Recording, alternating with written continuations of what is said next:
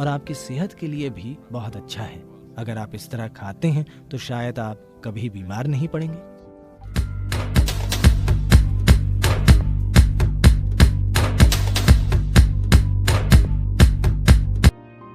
हर बार जब आप ध्यान करने बैठते हैं और अगर आपको नींद आने लगती है तो मैं चाहता हूं कि सबसे पहले आप ये समझें कि ये क्या है।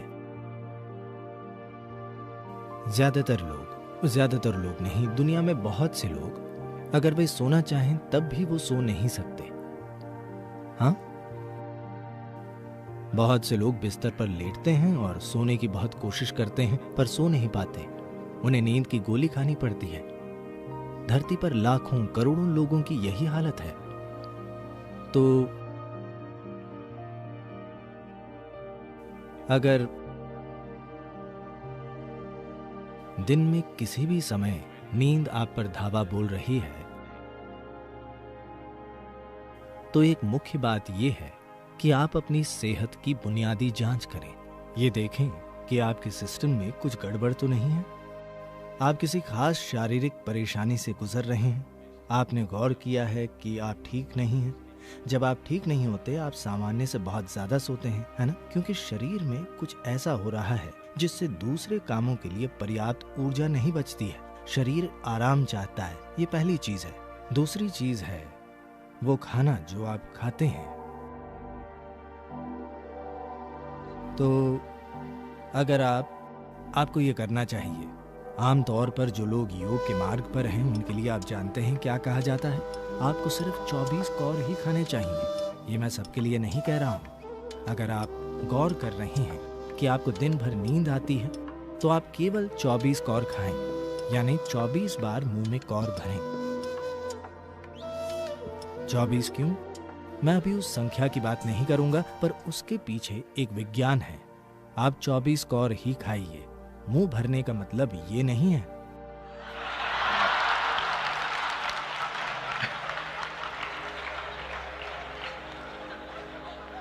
So essentially, your alertness depends on how keenly you manage your energies. तो असल में आपकी सतर्कता इससे तय होती है कि आप अपनी ऊर्जा को कितने अच्छे से संभालते हैं। और अगर आप ध्यान करना चाहते हैं तो ये महत्वपूर्ण है। 15 मिनट शून्य ध्यान नहीं। अगर आप अपनी जीवन प्रक्रिया में ध्यानमय होना चाहते हैं तो ये सतर्कता केवल मन की सतर्कता नहीं, आपकी ऊर्जा की सतर्कता। आपकी ऊर्जा भी सतर्क हो।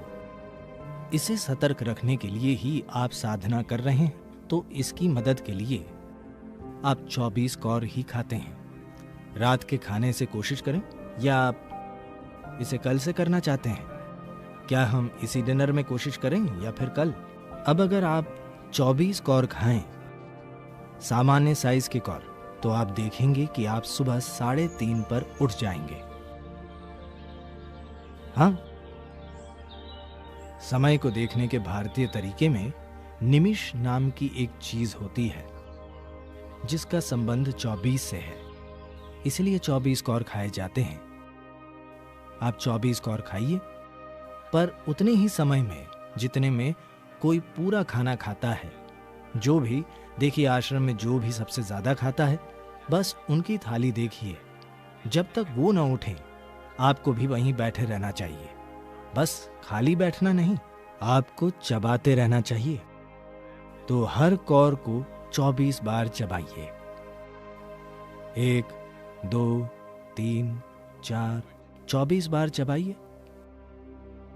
अब आप देखेंगे कि आप किसी दूसरे से ज्यादा समय लेंगे, पर आपका खाना पेट में जाने से पहले मुंह में ही पच जाएगा। इससे सुस्ती नहीं आएगी।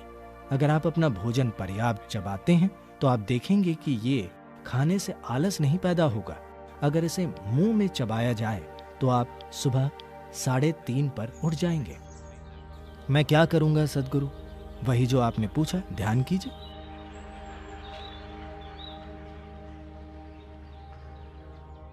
तीन बजे 3:30 बजे आपको भूख लगेगी, नींद खुल जाएगी। एक गिलास पानी पीकर बैठ जाइए।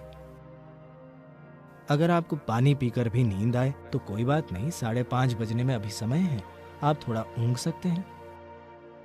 या जब आप उठें सबसे पहले आप शौचालय वगैरह का काम खत्म कर लीजिए, नहाकर अपने बालों को गीला छोड़ दीजिए। आप बिना सोए 8 बजे तक साधना के अंत तक जगते रहेंगे।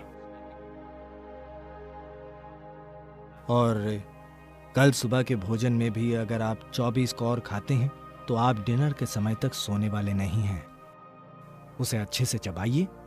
अगर आप अच्छे से चबाते हैं तो पाचन प्रक्रिया 1.5-2 घंटे में पूरी हो जाएगी और आपको भूख लग जाएगी। और रहने का ये सही तरीका है। अगर पेट खाली है तो इसका मतलब ये नहीं कि कुछ खाना ही है। आप बस पानी पीजिए और आप सतर्क रहेंगे। आप बहुत ऊर्जावान रहेंगे। आपका वजन कम नहीं होगा क्योंकि आपका सिस्टम उस भोजन का इस्तेमाल करना सीख लेगा जिसे आपने अच्छे से खाया है, न कि उसे बर्बाद करेगा। ये आर्थिक और पर्यावरण दोनों रूप से दुनिया के लिए बहुत अच्छा है और आपकी सेहत के लिए भी बहुत अच्छा है। अगर आप इस तरह खाते हैं तो शायद आप कभी बीमार नहीं पड़ेंगे। तो 24 कौर भोजन को आपको 24 बार चबाना चाहिए, हर कौर को पूरी तरह। इससे पहले कि आप इसे निगलें, इसे पेस्ट जैसा हो जाना चाहिए। आप देखेंगे कि आपको इसका बहुत फायदा होगा।